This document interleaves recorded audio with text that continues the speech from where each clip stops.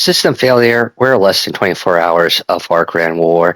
And I guess I have to say that for several months, I will be the first person to admit that, yeah, you've been very impressive as a faction. You have taken me out, took months off of my career, which not a lot of people have been able to do in their careers. Not only that, but you have demolished every single person and every single team that's been put in your way.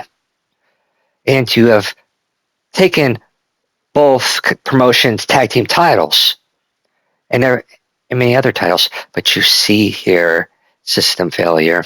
There's one slight error in your plans that you did not realize that you fucked up on, and why it is going to be your downfall. You see, you got two men that once saw each other as brothers in this faction once before the betrayal, during the betrayal, who wanted to rip each other's heads off. And you see, upon doing so, him and I have had many wars, many battles. Hell, I even had the two other men of this team betray me to join his side and fought them and more. But see, this isn't about that. The fact is that because of you, you made him and I realize that we're fighting for something much greater than ourselves, much more than our hatred. And because of that, and Jordan Styles' words, it made me realize that maybe he's telling the truth after all, that maybe he is a changed man, bettering himself. And if he really feels, the pain from what he did, then you know what? Maybe this is the better version of me that I realized. Realizing that the man that I've been wasting so many years hating on has actually finally changed. And you know what?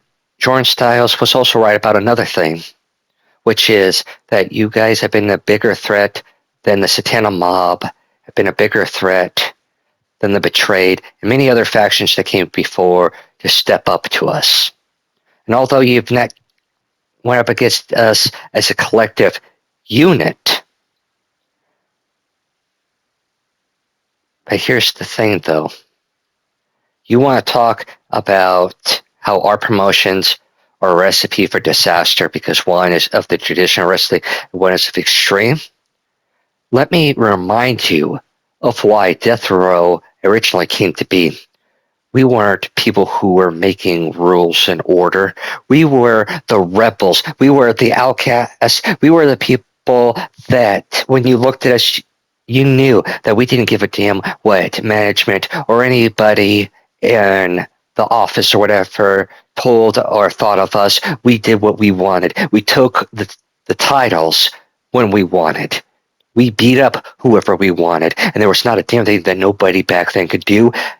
But you see here, this version now of Death Row, I even dare to say it's the most deadliest version because you see, for once, there's no cracks because we all know that in that fight against you that we have the chemistry. Because we have worked with each other the longest. Not only that, but we know each other's strengths, weaknesses, and how to adapt. So here's the thing. This isn't going to be our final dance. No, no, no. But it's one of the two that we will. And at this PLE, Death Row is going to beat your ass in this 4-on-4 elimination style, no rules match. And the next one, keep it a surprise,